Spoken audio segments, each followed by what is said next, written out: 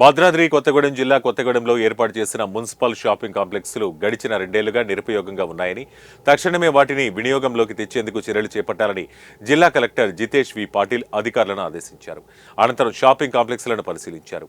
Municipal shopping కాంప్లెక్స్లో వారం 10 రోజుల్లో మహిళా సంఘాలతో ఫుడ్ కోర్టులను ఏర్పాటు చేయనున్నట్లు తెలిపారు.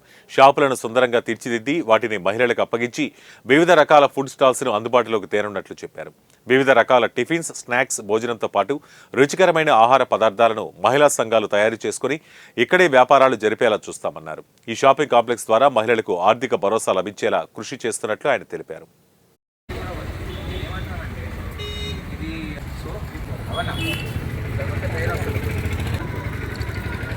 పగిలిపోయిన టైల్స్